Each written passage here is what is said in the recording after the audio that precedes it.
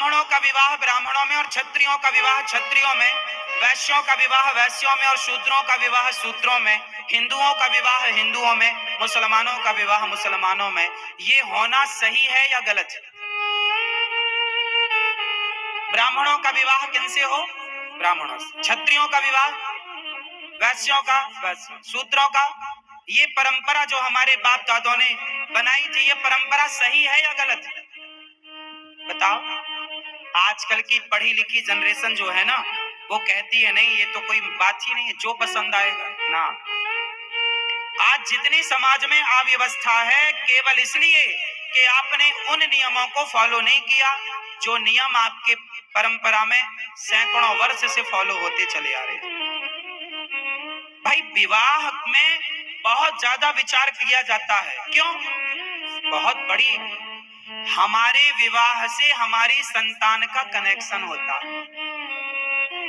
माता पिता जितने श्रेष्ठ होंगे, उतनी श्रेष्ठ विचारधारा की संतान होगी। अब सोचिए कि पिता ब्राह्मण है और माँ क्षत्रिय है। माना कि कोई ब्राह्मण लड़के ने क्षत्रिय लड़की से विवाह कर लिया, या क्षत्रिय लड़के ने वैश्य की लड़की से विवाह कर लिया, तो बताओ कि जब तुम्हारी संतान होगी तो ब्राह्मण पिता है, क्षत्रिय माँ है, तो संतान जो होगी वो क्या होगी? बोलो, क्या होगी? जोर से। हाँ मैया, उसे क्या कहते हैं? वर्ण संकरी। उस संतान को क्या नाम दिया गया? वर्ण, जोर से, वर्ण, वर्ण संकरी। ये वर्ण संकरता क्या है?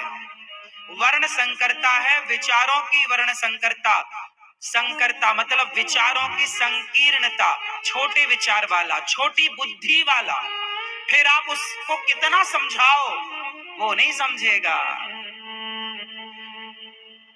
वो नहीं मानेगा। ना मान, ना मर्यादा, ना कुल, ना परंपरा, ना देश, ना, उसे कोई मतलब नहीं। इसलिए आज संसार में वर्ण संकरता बढ़ रही है, इसलिए अव्यवस्था है। श्रेष्ठ माँ हो, श्रेष्ठ पिता हो, ब्राह्मण माँ ब्राह्मण पिता हो, श्रेष्ठ कुल का हो, माँ श्रेष्ठ कुल की, बाप श्रेष्ठ कुल का, श्रेष्ठ कुल का क्षत्रिय, श्रेष्ठ कुल का पिता, श्रेष्ठ कुल की माँ, तो श्रेष्ठ संतान पैदा होती है। अब आप व्यवस्थाओं को मानते नहीं, नहीं जी हम तो नहीं मानते, नहीं मानते तो व्यवस्था बिगड़ गई। अब देखो ना, दो, इसको विचार करो, प्रैक्टिकल साइंस के कसौटी पर कसो। एक गुलाब है, एक सफेद गुलाब लो और एक लाल गुलाब लो, व्हाइट और रेड गुलाब को मिक्स करो, दोनों की कलम को जोड़ दो, और दोनों की कलम जोड़ेंगे, उससे जो तीसरा पुष्प जब खिलेगा तो वो किस कलर का होगा? सफेद गुलाब और लाल गुलाब की कलम को जोड़ दिया जाए मेरी माँ, तो उससे जो तीसरा गुलाब होगा वो पिंक गुलाब होगा, गुलाबी, जो आप लोगों ने आज कपड़े पहन रखे। वो गुलाब किस कलर का होगा? कि ये बात सुना है कि नहीं, कि जब एक को दूसरे से जोड़ा जाता है तो तीसरा, जैसे जैसे शहद, फॉर एग्जाम्पल शहद और घी, शहद और घी को जोड़ दिया जाए, दोनों को मिक्सचर कर दिया जाए, मिला दिया जाए, तो क्या पैदा होगा? फास्ट, हाँ, जहर। शहद भी अमृत है और घी भी, लेकिन अमृत को प्लस कर दो, जोड़ दो, तो जहर हो जाएगा। प्लस प्लस माइनस, हाँ या ना? प्रैक्टिकल कर लो, करना लेना, मर जाओगे।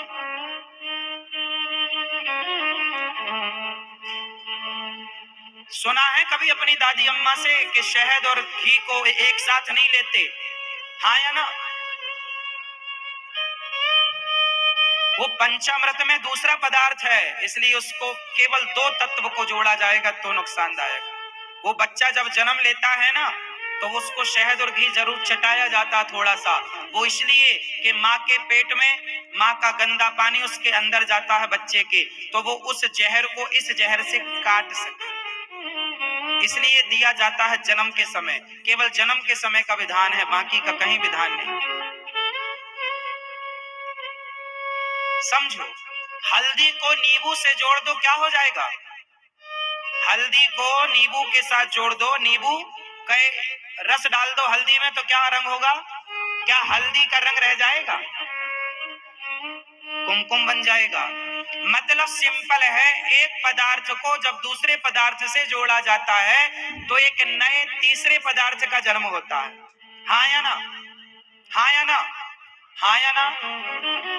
उसी तरह जब ब्राह्मण पुरुष लड़का और क्षत्रिय लड़की को जोड़ा जाएगा तो इन दोनों की जो संतान होगी वो तीसरी होगी, जिसे वर्ण संकर कहलाया जाएगा। वर्ण संकर कहा जाए इसलिए आपकी संतान वर्ण संकरी ना हो। और शास्त्र स्पष्ट कहते हैं, सुनो, जिसकी संतान वर्ण संकरी होती है उसके पितर पूर्वज उस वर्ण संकरी संतान से कभी पानी नहीं लेते, पिंडदान नहीं स्वीकार करते, उसके हाथ का पिंडदान नहीं लेते। तो फिर आपके कुल में जो आपके पितर थे, अब आप लोग बच्चा क्यों पैदा करते हैं कि हमारे पितरों को पानी देता रहेगा, लेकिन जब वर्ण संकरता आएगी, जरा भैया को जगा दो, मस्त सो रहे हैं। राम राम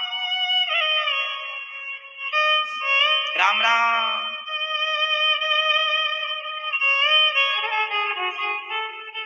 तो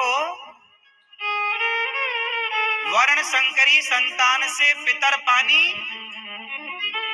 सुना है ये बात या नहीं सुना? इसलिए आप शादी विवाह, इसलिए आजकल के बच्चों को ये बात सुननी चाहिए कि वो मनमाने ढंग से किसी भी लड़की को पसंद ना करें। महाराज जी हम तो प्यार करते हैं, अरे प्यार क्यों किया? शादी के बाद कर लेते प्यार, कोई मना थोड़ी करता। प्यार व्यार के चक्कर में तुम्हारी संतान वर्ण संकरी होगी, तुम्हारे पितर पानी भी नहीं लेंगे ऐसी औलादों से। इसलिए पूरी व्यवस्था ना बिगाड़ो, जो सिस्टम है उस सिस्टम से चलो, जो परंपराएं हैं वो ठीक है।